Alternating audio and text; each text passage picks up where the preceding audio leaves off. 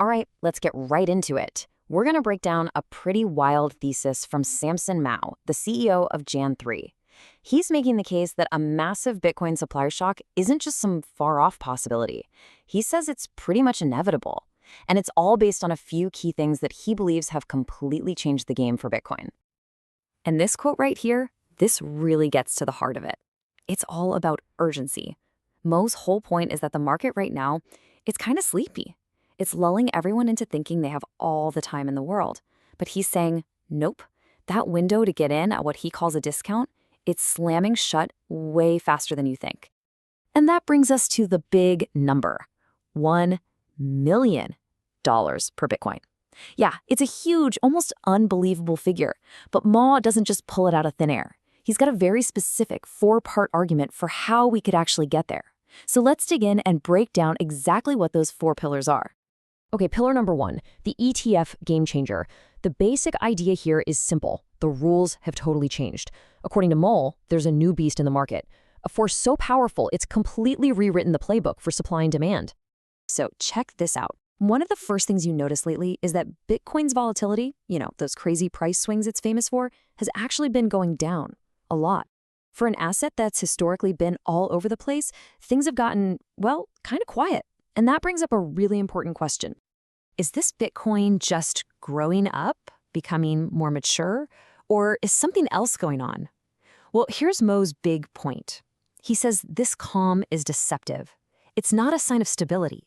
He thinks it's the market basically whispering in your ear, hey, don't worry, you've got plenty of time. It's a false sense of security.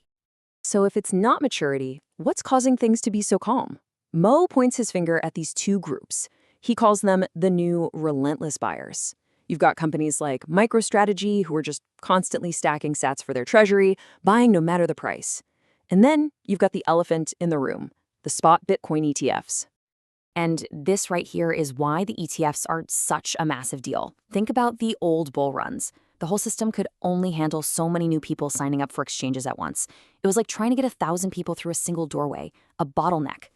Mo says the ETFs just blew that door off its hinges. Now there's a giant open fire hose of capital that can come in, creating this constant, powerful demand that we've just never, ever seen before in Bitcoin's history. All right, on to the second pillar of his argument, digital gold's scarcity. This is all about what makes Bitcoin fundamentally different from everything else. We hear the digital gold comparison all the time, right? But Mo's point is that Bitcoin's scarcity is on a whole other level, even when you compare it to actual gold. And this chart lays it out perfectly. Look at gold. If the price of gold skyrockets, what happens? Well, companies spend more money to mine more of it. The supply can actually increase. It's elastic. Now look at Bitcoin.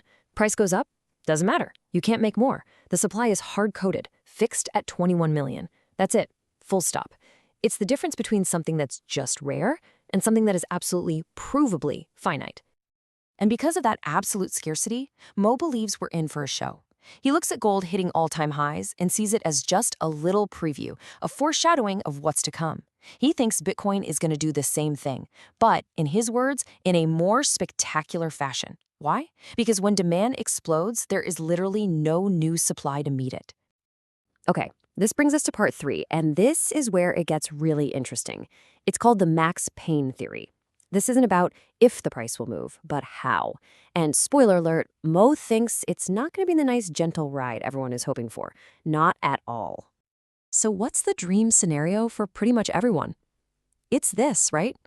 A nice, slow, steady climb, a gradual stair-step up to 1 million. This gives you time.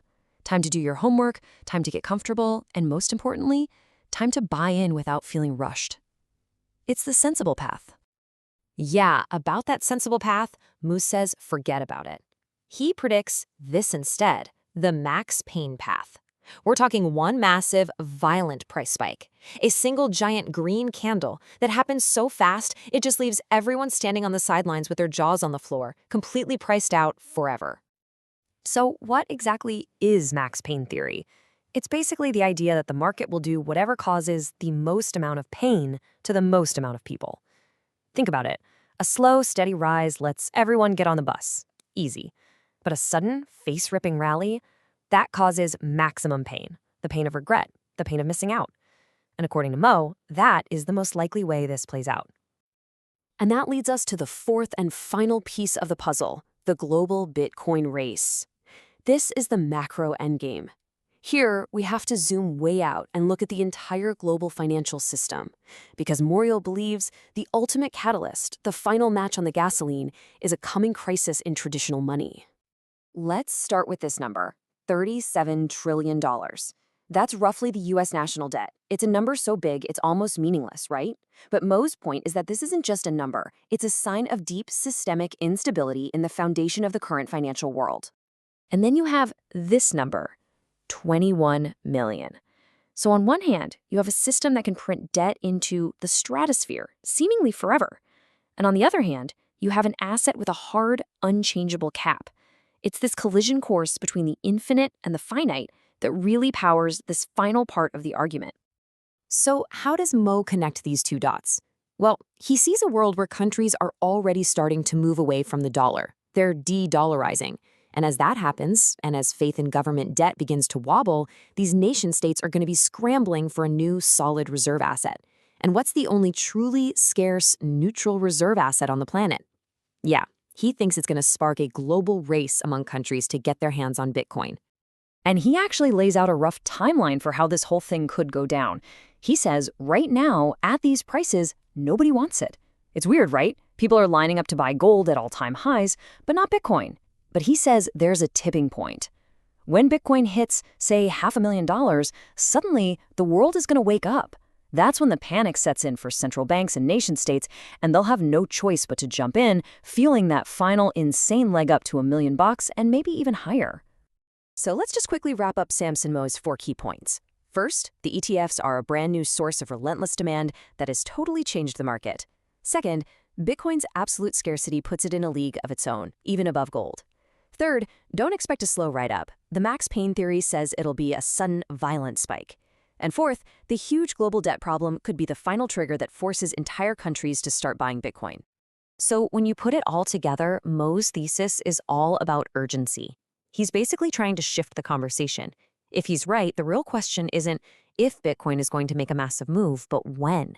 And more importantly, who's going to be left behind when it finally happens?